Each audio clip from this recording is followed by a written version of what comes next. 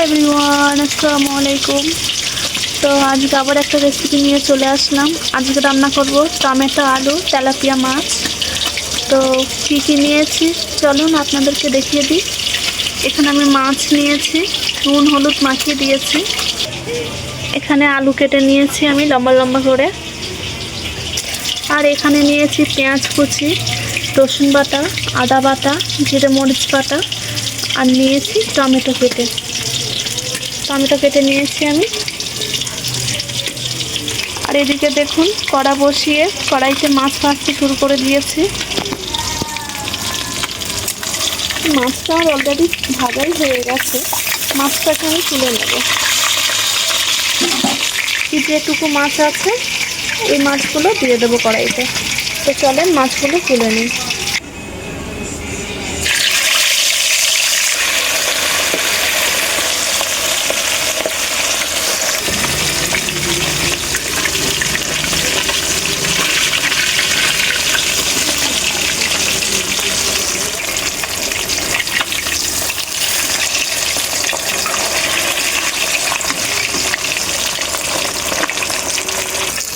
তো আমার মাছটা ভাজা হয়ে গেছে, এবারে মাছটাকে তুলে নেব। তো দেখুন মাছটাকে কিন্তু আমি সুন্দর করে ভেজে তুলে নিয়েছি। এবারে কড়াইতে বাকি যে তেলগুলো আছে, এতে আমি আর তেল দেবো না, বেশ অনেকটা পরিমাণই আছে। তো এই তেলেই আমি পেঁয়াজ কুচিটা দিয়ে দেব।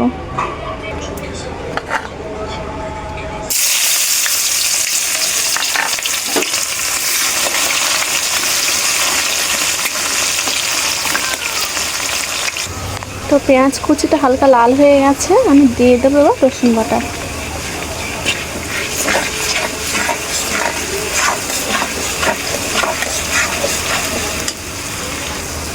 তো এবার দিয়ে দেবো আদা বাটা।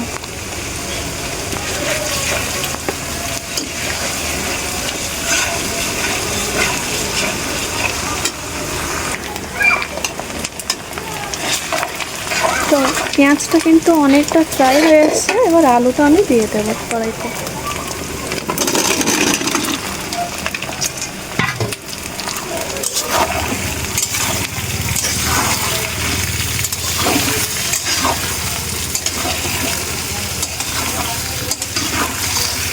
আলুতে দিয়ে দেবো স্বাদ মতো লবণ।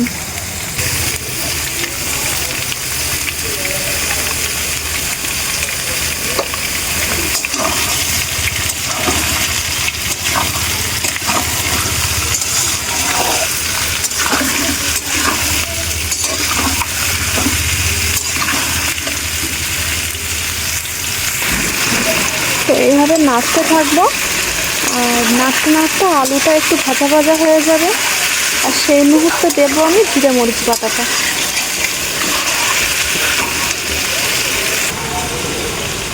তো আলুটা কিন্তু আমার অনেকটাই ভাজা ভাজা হয়ে এসছে, এবার আমি দিয়ে দেবো জিরে মরিচ বাটাটা।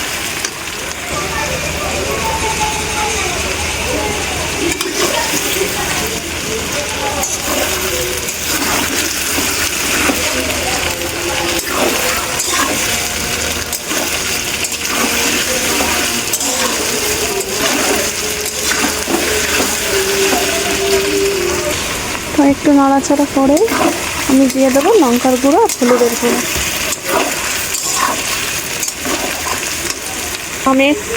আমি কিন্তু এখানে পরিমাণ মতো লঙ্কার গুঁড়ো আর হলুদের গুঁড়ো দিয়ে দিলাম। আর এটাকে আমি নাড়তে থাকবো।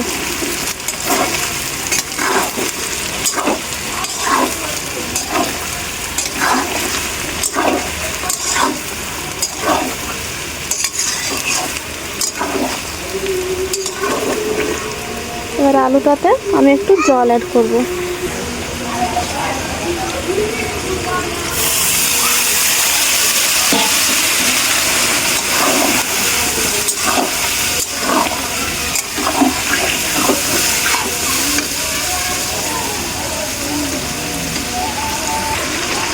এরকমভাবে একটু একটু জল দিয়ে আমি 3-4 বার আলুটাকে কষাতে থাকবো।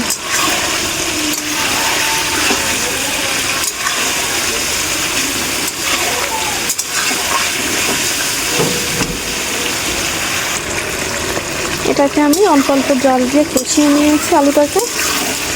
সামান্য একটু জল দেব। জল দিয়ে টমেটোগুলো আমি কেটে রেখে দিয়েছি, টমেটোগুলো দিয়ে দেবো। তো কেটে রাখা টমেটো আমি দিয়ে দিলাম আলুতে।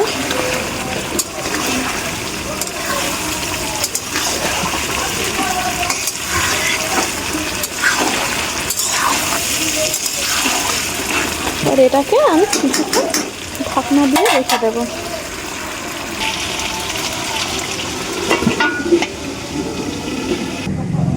আর এখানে কিন্তু করলা আর মাছ আছে, এটা হাত ঘষা রান্না হবে সিদ্ধ সিদ্ধ নানিমার জন্য। তো কী নিয়েছি চলেন আপনাদেরকে দেখিয়ে দিই। এখানে আমি নিয়েছি পেঁয়াজ কুচি, নিয়েছি একটু রসুন, একটু আদা, একটু জিরা মরিচ বাটা, একটু লবণ, একটু হলুদ, 3টা কাঁচা লঙ্কা আর 3টা মাছ। আর দিয়ে দেবো সামান্য একটু তেল, খুব সামান্য পরিমাণে আমি তেল দিলাম। এবার এটাকে আমি মাখিয়ে নেব।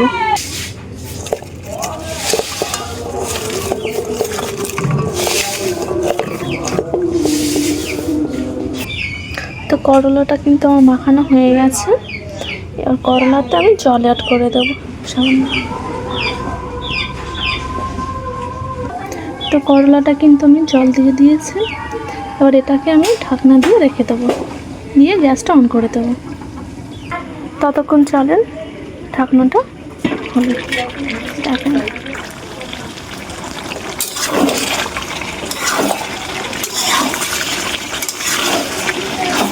তো এটাকে আমি এবারে ঝোলের জন্য যেটুকু জল দরকার ততটাই দিয়ে দেবো আমি।